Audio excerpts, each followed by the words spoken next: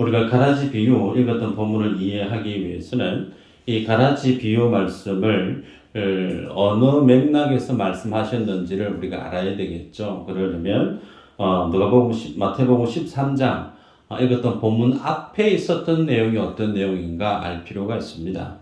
그 앞에 있는 내용은 예수님의 씨 뿌리는 비유의 말씀을 주셨어요. 길가밭, 돌짝밭, 가시떨기밭, 옥토밭. 거기에서 30배, 60배, 100배의 결실을 맺는 그런 말씀. 우리가 다 알고 있는 줄 압니다. 자, 여기에서 씨 뿌리는 비유에 대한 말씀의 결론이 뭐냐면 좋은 땅에 뿌려졌다는 것은 23절인데 좋은 땅에 뿌려졌다는 것은 말씀을 듣고 깨닫는 자니 결실하여 어떤 것은 100배, 어떤 것은 60배, 어떤 것은 30배가 되리라 하시더라 그랬습니다.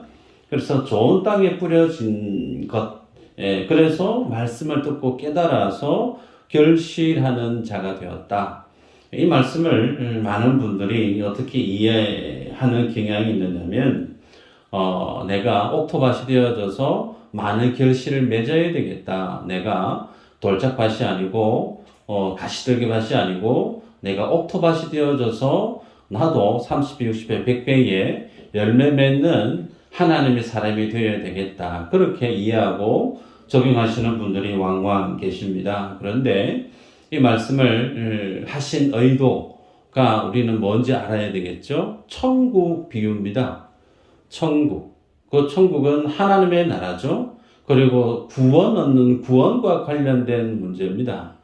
그래서 우리가 예수님을 믿고 구원받고 하나님의 나라 감에 있어서 내가 뭔가를 열심히 해서 이루어내서 결실을 맺어서 구원을 완성하겠다. 그런 내용은 우리가 성경에 없습니다. 구원은 어떻게 얻죠? 예수님을 믿음으로 얻습니다. 예수님이 우리에게 구원을 얻는 믿음을 주시는 것은 내 노력의 결과인가요? 그렇지 않습니다. 하나님 우리에게 구원 얻는 믿음의 은혜를 선물로 주셨다고 우리는 배우고 있고 또 그것이 진리고 사실입니다. 때문에 이 말씀을 보면서 내가 옥토밭이 되어야 되고 옥토밭이 되어져서 열심히 노력해서 많은 열매를 맺어야 되겠다라고 생각한다라고 하면 그 생각이 귀한 생각인 것처럼 보이나 씨 뿌리는 비유를 하신 예수님의 말씀 안에서 비춰보면 그 생각은 틀린 생각이라는 거예요. 여러분 그래서 기독교의 진리는 구원에 대해서 영생 얻는 것에 대해서 인간의 노력이나 인간의 수고가 전혀 개입될 여지가 없습니다. 오롯이 하나님의 은혜고 하나님의 능력, 그것을 주님은 씨 뿌리는 비유에서 생명의 말씀, 생명을 지닌 말씀이 뿌려졌을 때 그것이 결실하고 열매 맺었다 그랬습니다. 여러분 그래서 이 말씀 씨 뿌리는 비유를 우리가 제대로 이해하려고 하면 두 구절 성경을 볼 필요가 있는데 호세아 10장 12절 한번 읽어볼까요?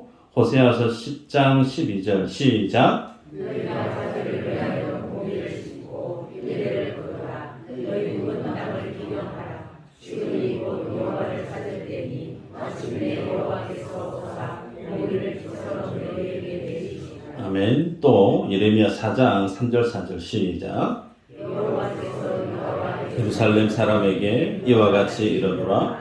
너희 묵은 땅을 갈고 가시덤불에 파종하지 말라.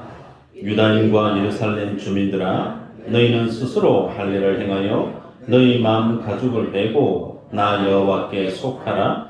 그리하지 아니하면 너희 악행으로 말미암아 나의 분노가 불같이 일어나 사르리니 그것을 끌 자가 없으리라. 두 성경 구절 안에 공통되이 기록하고 있는 말씀이 뭐냐면 기경하라 그랬어요. 기경하라.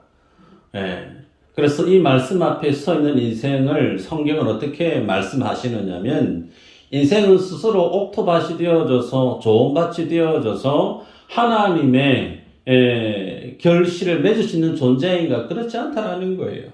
여러분 누가 마음을 기경할 수 있죠? 기경하라 소위 회개하는 말씀이죠. 세례 요한도 예수님 이 땅에 오셔서 첫 번째 외쳤던 말씀이 회개하라 천국이 가까웠다. 소위 누가 회개를 할 수 있는가? 성령 하나님께서 우리에게 죄를 깨닫게 해주실 때, 눈에 보이지 않지만 성령께서 내 마음을 만지시고 알지 못했던 것을 이것이 죄구나, 이것이 잘못된 것이구나에 대해서 성령께서 우리에게 가르쳐 주실 때 비로소 우리는 뭐하죠? 하나님 앞에 회개한다는 겁니다. 그러기에 기경하라. 하나님 앞에 서 있는 우리의 인생들은 옥토밭이 될 수가 없어요. 여러분, 그래서 우리가 옥토밭이 될 수 없기 때문에 예수님께서 이 땅에 오셨습니다. 오셔서 내가 할 수 없는 내 일을 주님이 하셨고 구원을 완성해 주셨죠.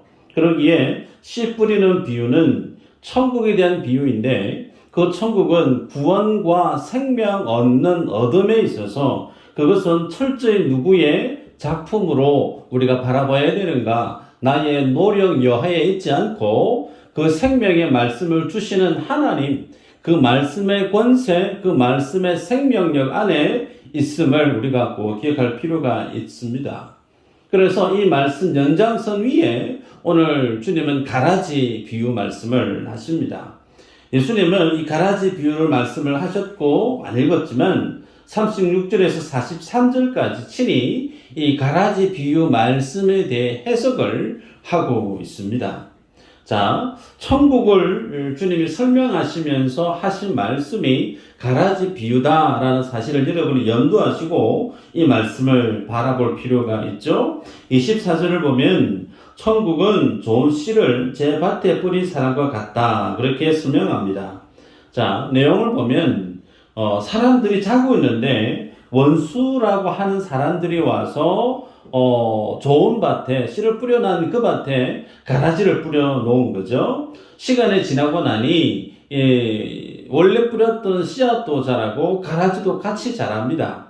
그 모습을 보았던 종들이 주인에게 묻습니다. 아니, 좋은 밭에 좋은 씨를 뿌린 걸로 아는데 가라지가 어째서 생겼습니까? 라고 물었을 때 주인이 설명하기를 원수가 와서 몰래 뿌리고 갔다, 그렇게 설명을 합니다. 그 말씀을 들었던 종들이 묻죠. 그러면 우리가 들어가서 저 가라지를 뽑을까요? 그랬더니 예수님이 하시는 말씀이 뭐냐면 내버려 두라.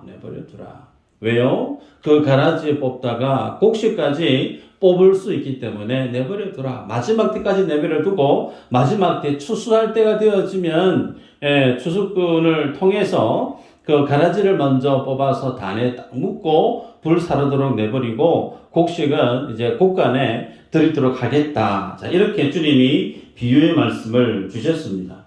자, 이 비유의 말씀을 우리가 진리를 알기 이전에 이 비유 말씀을 잘못 해석하고 적용하고 있는 사례들을 먼저 보고 말씀의 진리를 살펴보도록 하겠습니다. 본문에 추수꾼이라고 하는 표현이 나오죠. 그래서 이 가라지 비유를 가장 많이 쓰고 있는 한 단체가 있는데 그 단체가 어디냐면 신천지입니다. 신천지. 신천지에서는 자신들을 추수꾼이라 얘기하죠. 그러면서 기존의 교회 안에 있는 목사 혹은 뭐 잘못 가르치는 사람들 가라지에 해당되어지죠. 그래서 참 생명이 있고 구원이 있는 곳은 추수꾼이 포함되어져 있는 신천지, 소위 이만희 교주를 믿는 그들이 있는 그곳을 알곡들의 모임, 소위 구원이 보장되어 있는 하나님의 교회, 그렇게 설명하고 기존에 있는 교회는 가라지라는 거예요. 그래서 그곳에는 구원이 없다라고 가르칩니다. 그러면서 계시록에 있는 14만 4천 명을 언급하면서 이 구원의 숫자에 들어오려고 하면 빨리 신천지 성도가 되어야 된다. 그래서 가라지 교회에서 빨리 나와서 알곡 교회, 신천지로 와서 신앙생활을 해야 된다, 그렇게 가르칩니다. 순전히 성경과 무관한 자기만의 해석의 결과물이라 말할 수가 있습니다. 자, 두 번째, 전통적이고 그리고 인본주의 관점에서 가라지 비유 말씀을 해석하는 케이스입니다. 세상에는 누가 가라지고 누가 알곡인지 모른다는 거예요. 그래서 중요한 것은 가라지는 어떻게 해요? 결국 단에 묶여져서 불태워 사라질 존재라고 얘기합니다. 말씀 가운데. 그래서 성도들은 가라지가 되어서는 안 되고 알곡이 되어줘야 된다. 그래서 열심히 알곡으로 하나님 앞에 서기 위해서 신앙생활을 열심히 해야 된다. 그렇게 가르치는 거죠. 그래서 알곡 성도가 되기 위해서는 교회 일에 열심을 내야 된다. 목회자의 목회 철학에 목사를 반대하지 않고 교회 일에 목회자의 사역하는 그 일에 열심히 동력하고 도움을 주는 알곡 성도가 되어야 된다. 맞나요? 아닌 것 같죠? 자, 세 번째. 원수가 좋은 밭에 몰래 잠자는 사이에 가라지를 덮으려고 갔기 때문에 우리가 하나님 앞에 알곡으로서 서가기 위해서는 잠자면 안 된다. 잠자고 있는 사이에 원수들이 와서 가라지를 덮으렸기 때문에 어떻게 해서도 우리는 잠자지 않고 깨어서 하나님 앞에 알곡의 성도로서의 삶을 살아내야 된다. 그렇게 가르치는 교회도 있습니다. 그래서 어떤 교회는 1년 365일 교회 안에 행사를 기획하는 교회가 있습니다. 1년 내내 행사를 하나 끝나면 그 다음 행사, 그 다음 끝나면 또 끝나고 그 다음 행사. 그래서 온 교회 성도들이 교회의 마음을 아예 떠나지 못하게 만듭니다. 그래서 주중에도 계속해서 성도들이 교회 행사로 동원되어지게 만듭니다. 어느 목사님이 그런 얘기를 하세요. 실제로 교회 성장의 비밀은 행사를 열심히 해야 돼요. 성도들이 세상 가운데 딴 생각 먹지 못하게 열심히 교회는 행사를 기획하고 만들어서 1년 내내 행사를 통해서 열심히 프로그램을 돌리면 교회는 빨리 성장한다. 여러분 공감하실지 모르겠습니다. 그런데 대구에 진량이라는 곳이 있어요. 경산 옆에 진량. 어느 교회가 있는데 그 교회에는 평일날에 성도들이 교회를 안 옵니다. 교회 오는 것을 별로 안 좋아해요. 그리고 그 교회에, 그 교회 꽤 규모가 있는 교회인데 그 교회에 부교역자들이 많이 있는데 그 부교역자들이 주중에 교회에 없어요. 그 교회의 부교역자들은 그 교회에서 맡긴 사업체가 있습니다. 그 사업체에 가서 직원으로 일을 합니다. 주중에. 그래서 그 주중에 일을 하고 돈을 벌고 세상 사람들과 부딪히면서 돈 버는 것이 세상 사는 것이 얼마만큼 어려운지를 사역자들이 다 경험하게 합니다. 그리고 나서 주일날 본인의 말씀 사역하는 교구 사역이든 예배 사역이든 그 사역의 현장에 가서 말씀을 전하게 합니다. 그래서 말씀이 현장에 살아가는 성도들의 삶의 모습을 고스란히 녹여서 증거하게 만드는 그런 교회도 있습니다. 그래서 주중에는 성도들이 교회에 없어요. 밖에서 자신들의 사역 현장에서 빛으로 소금으로 살기 위해서 세상 밖에서 주중에 그렇게 열심히 살아가는 교회, 그걸 교회의 목회 철학으로 세워서 운영하고 있는 교회도 있습니다.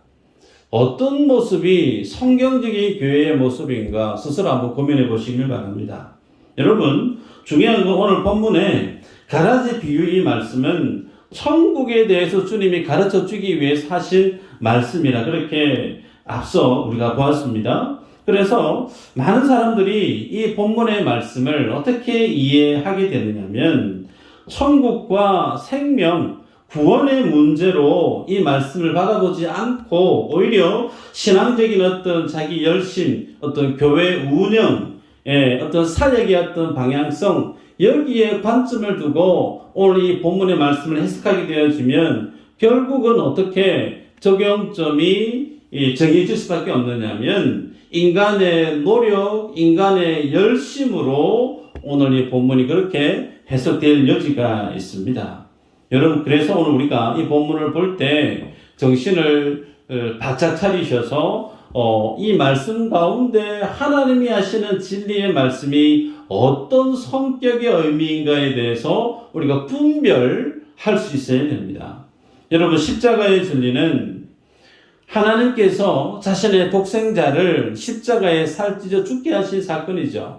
그 주님이 십자가에 죽으신 이유는 인생의 모든 죄 문제를 해결하기 위해서 친히 예수님이 십자가에서 살찌져 피 흘리셔서 죽으셨습니다. 그래서 그 십자가의 사건은 무엇에 대한 우리에 대한 모습을 반영하고 있느냐면 인생은 자신의 구원의 문제를 완성하기 위해서 아무것도 할 수 없는 존재임을 십자가 사건이 이렇게 보여주고 있어요. 내가 내 구원을 위해서 뭔가를 할 수 있었다라고 하면 굳이 예수님이 이 땅에 오실 이유가 없죠. 주님이 십자가에 피 흘려 돌아가실 이유가 없다는 거예요. 그런데 하나님의 독생자가 십자가에 오셔서 철저하게 죽어야만 했던 이유는 나의 구원과 하나님 주시고자 하시는 그 하나님의 나라의 영광에 있어서 인생이 자기의 노력이나 자기의 수고를 더해서 그 하나님의 구원을, 그 하나님의 나라의 영광을 완성해낼 수 있는 영역이 있는가? 없다라는 거예요. 구원과 하나님 나라의 영광은 오롯이 하나님의 의해서 이루어지는 것임을 십자가가 우리에게 보여줍니다. 그러기에 여러분, 우리가 본문의 말씀을 보면서 나의 구원과 하나님 나라의 천국의 그 삶을 살아가기 위해서는 오롯이 예수님의 은혜가 전부이구나, 십자가의 공로가 전부이구나, 이 사실을 제대로 알아가는 성도는 신앙생활을 해가면 갈수록 내가 할 수 있는 게 별로 없구나라는 것을 알게 돼요. 오히려 하나님이 내 인생 가운데 하신 일을 깨달아지면 깨달아질수록 내게 부어주신 하나님의 사랑하심, 내게 쏟아 부으신 그 하나님의 크신 은혜, 그것을 깨달아지면 깨달아질수록 그 은혜만 바라보고 그 구원의 영광만 바라보고 자기 자신을 주님 앞에 드리는 삶을 살아가게 되어진다는 거예요. 여러분, 그래서 성도가 교회 안에서 봉사를 열심히 하고 나름의 믿음의 열심을 내는 이유가 내가 구원받고 그렇게 열심히 하면 복받고 그렇게 하기 위해서 마치 대가성으로 하나님과 거래하듯이 뭔가를 바람으로 주님 앞에 신앙생활 하는 것이 옳은가? 틀렸다라는 거예요. 그렇지 않습니다. 우리의 구원의 삶의 모든 영역들은 내가 뭔가를 얻기 위해서 하는 것이 아니고 하나님이 내게 주신 것이 너무나 크기 때문에 구원하신 은혜가 너무나 감격이고 영광이고 말로 할 수 없는 크신 은혜이기 때문에 그 은혜를 바라볼 때 자연스레 성령이 우리의 마음을 감화 감동해서 우리로 하여금 하나님 앞에 그 은혜 앞에 서게 만드는 거예요. 그래서 은혜에 의한 결과물이 우리의 삶들 속에 봉사로, 충성으로, 헌신으로 주님 앞에 드러나는 것이 바른 구원의 모습임을 여러분이 꼭 기억할 필요가 있습니다. 자, 그래서 우리들은 신앙생활의 중심을 나의 구원을 위해서, 교회 사역을 위해서, 사명을 위해서 신앙생활을 하다 보면 하나님의 은혜가 수단이 되어져 버려요. 그거 아니에요. 우리가 사명을 강조하고 헌신을, 오후에부터 헌신 예배가 있지만 헌신을 해야 되고 나름의 하나님의 교회를 위해서 열심히 쏟아부어야 되는 것이 지극히 당연한데 우리가 그것 때문에 하나님을 예배하는 것이 아니라는 거예요. 우리가 주님을 예배하는 것은 주님이 내게 부어주신 은혜 때문이에요. 주님이 내게 허락한 놀라운 하나님의 자녀된 권세 때문임을 여러분이 꼭 기억하셔야 됩니다. 여러분, 그래서 이 씨 뿌리는 비유의 결론이 내가 좋은 밭이 되어져서 30, 60배, 100배의 결실을 맺어야 되겠다. 그렇게 생각하게 되어진 이유가 어디 있느냐면 하나님의 은혜보다 내가 뭔가를 만들어내고자 하는 나의 노력의 결과물에 치중되어질 때 하나님의 은혜는 바라보지 못하는 거예요. 하나님이 나를 살리기 위해 흘리신 십자가의 그 희생은 하나님의 사랑을 제대로 보지 못하는 거예요. 그게 아니라는 겁니다. 여러분, 그래서 우리들은 주님 앞에 믿음의 삶을 살아갈 때 교회도 혹은 교회 사역도 나의 구원도 그 어떤 것도 예수님의 하나님의 뜻보다 선행되어져서는 안 된다라는 거예요. 가장 첫 번째 자리가 어디에 있어야 되냐? 나를 구원해 주신 그 하나님의 크신 은혜와 나를 향한 하나님의 뜻이 가장 기본이라는 거예요. 이 순서를 바뀌어버리면 안 된다는 겁니다. 자, 그러면 말씀의 진리를 보도록 할 텐데 24절 이후로 보면 좋은 씨와 가라지가 함께하고 있는 곳, 그곳이 천국임을 밝히고 있죠. 37절 이후로 보면 주님이 성경에 친히 알려줍니다. 씨를 뿌리는 자 예수님이시고 좋은 씨는 천국의 아들들 그렇게 기록하고 가라지는 악한 자의 아들들, 소위 마귀의 자녀들, 지옥 갈 인생들 그렇게 했죠. 자, 그렇고 밭이라고 기록되어 있는 곳은 세상 혹은 교회를 바라봐도 됩니다. 예수 그리스도로 완성되어져 가는 이 땅에 이미 도래한 하나님의 나라, 교회를 바라봐도 되고, 자, 그런데 마지막대로 종말의 때고 추수꾼은 천사들을 지칭합니다. 자, 그런데 여기서 이제 우리가 고민하게 되는 것이 천국에 대한 비유의 말씀을 하시면서 그 천국, 그곳에 하나님을 잘 믿는 하나님의 자녀들만 있는 곳이 아니고 마귀, 원수의 아들들, 지옥 갈 인생들도 같이 있다는 거예요. 그래서 이 천국을 주님이 설명하는 이 천국은 죽어서 영원한 나라에서 마주할 그 하나님의 나라가 아니고 예수 그리스도를 믿음으로 이 땅에 이미 도래한 하나님의 나라임을 우리가 알 수 있습니다. 그래서 씨가 뿌려진 이 밭을 교회로 바라봐도 무방하다라는 겁니다. 여러분, 그래서 이 땅의 교회 안에는 무엇이 공존하고 있느냐면 하나님의 자녀로서 구원받은 주의 자녀가 교회 안에 있다는 거예요. 그리고 또 교회 안에는 예수님이 주시는 구원과 상관없는 알곡이 아닌 가라지와 같은 이도 교회 안에 있다라는 겁니다. 여러분, 그래서 이 내용 우리가 보게 되어지면 교회 안에 가라지와 같은 인생이 있게 되어질 때 그러면 그 가라지 때문에 어떤 일이 일어나는가 말씀을 우리가 보면 13장 41절이죠. 한번 읽어볼까요? 13장 41절 시작.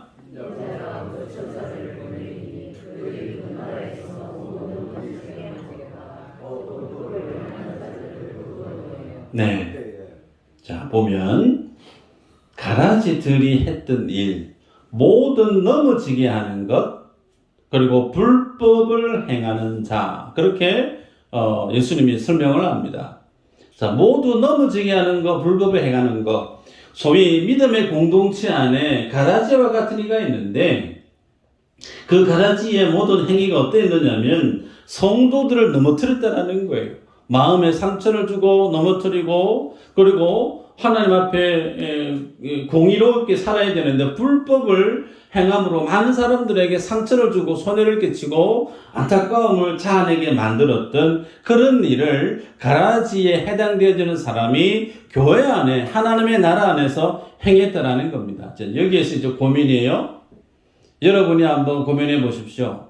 교회 안에 정말 가라지와 같이 사람의 마음을 막 난도질을 하고 상처를 주고 불법이 아닌 의로운 법이 아닌 잘못된 방법으로 계속해서 교회를 어지럽히는 사람 어떻게 했으면 좋을까? 어떻게 했으면 좋을까? 종들은 예수님께 얘기합니다. 밭에 가가지고 가라지 뽑아낼까요? 뽑아낼까요? 교회 안에 그런 어떤 가라지와 같은 사람들 싹 정리해서 교회 밖으로 쫓아내면 문제가 없고 평안하고 천국 같은 하나님의 교회를 우리가 기대할 수 있을 법한데, 그래서 가라지와 같은 사람들 빨리 정리 대상으로 열외로 가로 밖으로 좀 내보냈으면 좋겠다. 그런 마음이 우리 안에 좋게 들 수 있을 거예요. 그런데 성경에서 예수님이 어떻게 말씀하시느냐면 그대로 내비두라 말씀합니다. 내비두라. 벼농사를 지어보신 분은 알 거예요. 벼씨를 뿌리고 나면 싹이 나죠. 그래서 밭에다가 옮겨 심습니다. 그런데 어느 순간에 보면 그 밭에 벼가 자라는 그 자리 옆에 보면 심지도 않았던 피라고 그럽니까? 걔네들이 똑같이 자라요. 그래서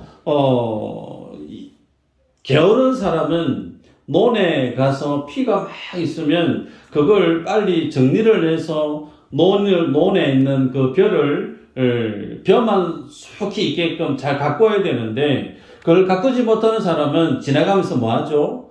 아유, 저 밭 주인이 왜 저리 게으르노? 그러면서 피를 정리 안 한 것에 대해서 손가락질을 합니다. 예수님 때도 그랬다라는 거예요. 원수가 있을 때 그 원수가 다른 사람들에게 비난의 대상이 되게 하기 위해서 알곡이 심겨진 그 밭에 나머지 가라지를 덧뿌려서 그 일을 하지 못하게 만들어 사람들에게 게으른 사람 그렇게 비난을 받게 만들었던 사례들이 있었습니다. 중요한 건 농사 지어 보신 분은 아실 거죠. 그 피를 뽑다가 뭐도 같이 나오죠?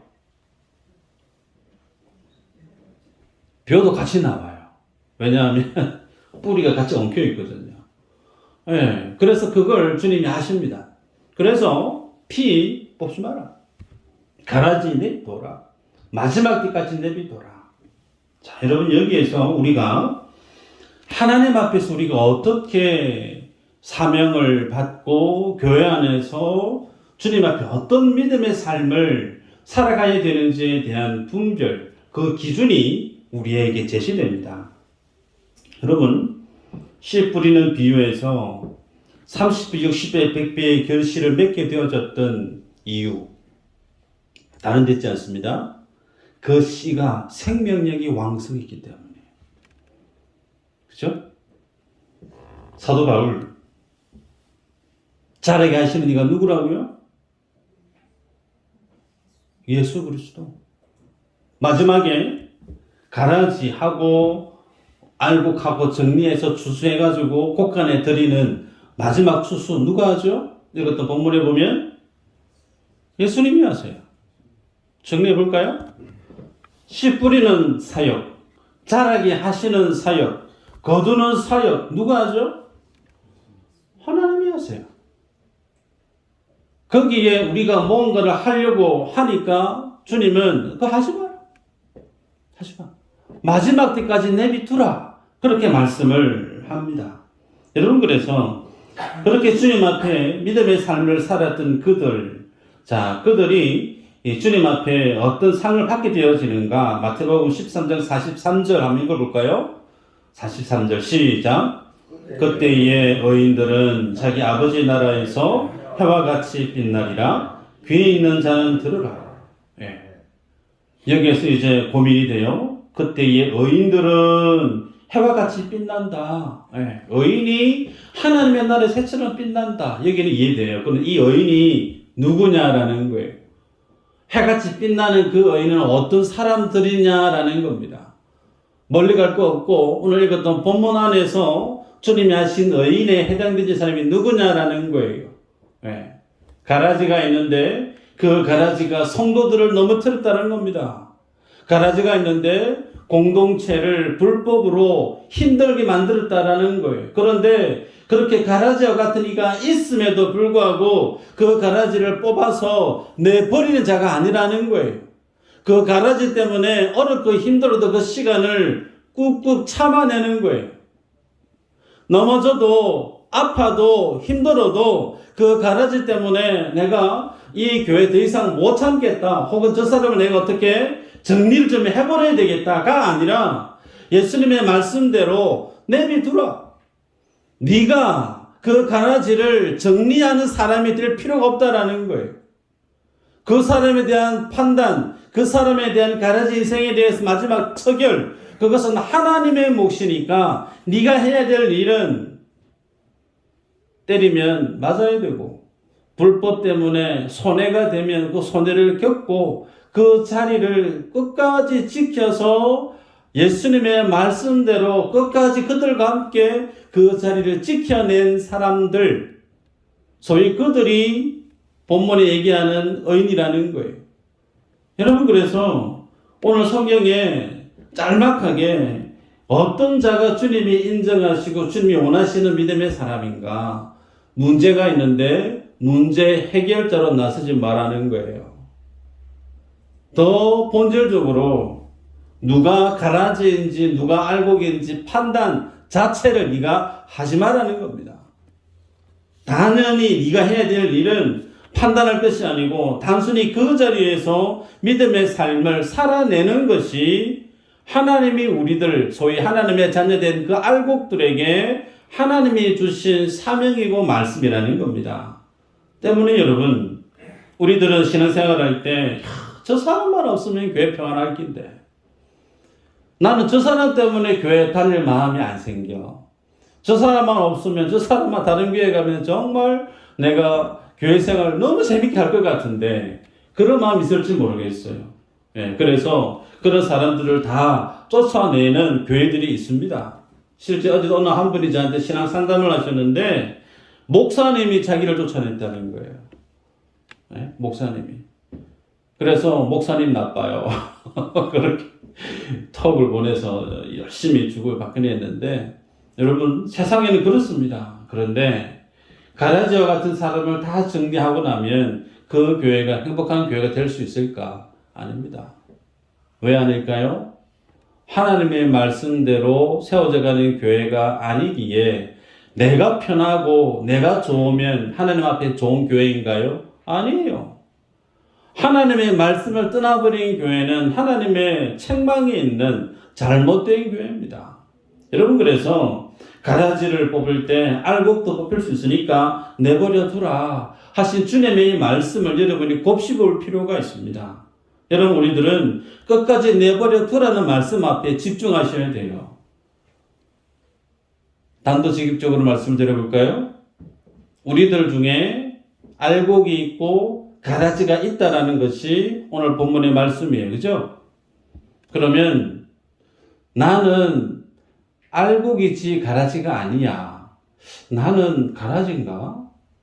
우리들 스스로에게 질문을 던질 때 어느 한 사람도 자기 자신을 가라지로 생각하는 사람 한 사람도 없어요.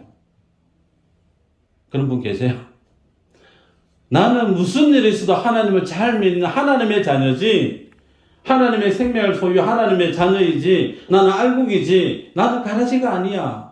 우리 모두가 지니고 있는 생각들이 다 그와 같다라는 겁니다. 자 그러면 저 사람은 알곡이고 저 사람은 가라지 같다라고 생각하는 근거가 어디 있는가? 눈에 보이는 모습이 답니다. 눈에 보이는 모습 소위 신앙생활 열심히 하고 있는가? 봉사 열심히 하고 있는가?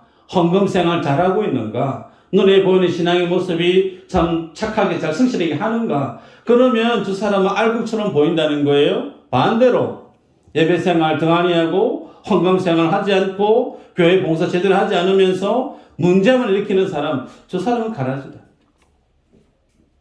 맞을까요? 여러분 우리들은 내 안의 속을 가리면서도 얼마든지 할 수 있습니다. 저 사람 별로 안 좋아해요. 안 좋아하는데 좋아하는 척 할 수 있어요. 어떻게 할 수 있을까요? 우리는 모릅니다. 하나님의 말씀 앞에 내가 잘못 살고 있는데 교회에 와서는 열심히 하는 척 할 수 있습니다. 세상에서는 손가락질 받아가는 삶을 잘못된 삶을 겁없이 살아가는 인생이 있는데 유독 교회 안에 오면 성실하게 정직하게 살아갈 수 있는 모습을 주님 앞에 나타내 볼 수가 있다는 거예요. 그럼 우리가 어떻게 할 수 있죠? 우리는 판단 못해요. 그래서 그 모든 판단할 수 있는 담당자는 하나님이시다라는 것. 그 사실을 주님이 우리에게 명시합니다. 때문에 이러한 내용을 우리가 알게 되었으면 그러면 오늘 예배하는 오늘 나는 신앙생활 할 때 뭘 해야 될까? 어떻게 신앙생활을 해야 될까? 이런 어떤 질문을 마주하게 되는데 예수님의 사례를 말씀을 나누고 말씀을 맺겠습니다. 예수님이 십자가 달려 돌아가실 때 외쳤던 외침이 있죠. 나의 하나님 어찌 나를 버리시나이까.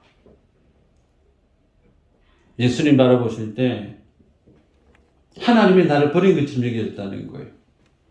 기도를 해도 하나님 내 기도 안 들어주신다라는 겁니다. 나는 죄가 없는데 세상이 나를 정죄하고 나는 죄가 없는데 죄 있는 사람처럼 나를 죽이는 이 세상 가운데 하나님 왜 나를 버리십니까? 내가 울부짖고 기도해도 왜 내 기도에 주님 응답하시지 않습니까? 하나님 살아계신 건 맞나요? 왜 나를 버리시나요? 라고 예수님조차도 그렇게 하나님 앞에 울분을 토하듯 기도를 하셨다라는 거예요. 우리가 세상을 살아갈 때 마치 그와 같은 세상을 마주할 때가 있다라는 겁니다. 교회 안에서 열심히 하는데 저 사람 때문에 내가 상처를 입고 혹은 세상에서 이런저런 많은 케이스 때문에 내 책임이 아니고 내가 잘못한 것이 아닌데 다른 사람들 때문에 내가 손해를 당하는 그런 모습을 대할 때 하나님 살아계신 거 맞냐고. 내가 이렇게 힘들어서 어려워서 주님 앞에 열심히 기도하고 부르짖는데 왜 하나님한테 한마디 응답도 하지 않고 저 문제 덩어리를, 이 문제, 이 상황을 주님이 해결해 주시지 않느냐고. 우리는 그렇게 주님 앞에 항변할 수 있어요. 그런데 결론은 뭐죠? 예수님이 하나님께 버림받았습니까? 아닙니다. 하나님이 다시 살려내셨어요. 부활의 주로, 만유의 주로 주님이 살려내셨다라는 거예요. 결론은 하나님이 여러분들을 구원해내실 때 그 구원의 시작 기점과 그 구원의 마지막까지 그 구원의 그 모든 기본 값 안에는 무엇이 설정되어 있느냐? 가라지와 같은 사람에 의해서 때로는 고난을 당하는 것도 하나님 앞에 내가 구원받는 구원의 기본 값 안에 포함되어져 있다라는 거예요. 하나님이 손 놓고 하나님의 자녀들이 세상 가운데 교회 안에서 애매히 고난당하고 환난 가운데 신음하며 살아가는 것을 주님이 못 본 척, 무심한 척, 내버려 방관하는 분이 아니라는 거예요. 그 모든 것들 주님이 바라보고 계시다라는 겁니다. 내 눈에는 아버지 어찌 나를 버리십니까? 라는 것처럼 아무 일도 하지 않는 것처럼 우리 눈에 하나님이 이렇게 보일지 모르나 하나님 뭐 한다는 거예요? 최선을 다해서 우리의 구원의 완성을 위해서 하나님은 일하고 계시는 분이시더라. 그것까지도 하나님 우리의 구원의 그 모든 기본값 안에 설정해 놓고 계신 분이 하나님이시더라는 거예요. 그래서 교회 안에 혹은 세상 가운데 나를 힘들게 하는 가데자와 같은 사람들을 만나게 되어질 때 그들을 정리할 수 있고 그들을 어떻게 내쫓아내는 그 일은 내 소관이 아니라는 거예요. 교회에 내가 중직자니까 교회에 내가 열심히 충성했으니까 나만큼 열심히 한 사람 없으니까 내가 나서서 저 사람 좀 정리해야 되겠다. 그거 아니라는 거예요. 내가 해야 될 일은 그런 가운데에서도 하나님이 뭐 하신다는 거죠? 하나님이 하나님의 교회의 주인 되어 주셔서 하나님의 그 일을 하고 있다.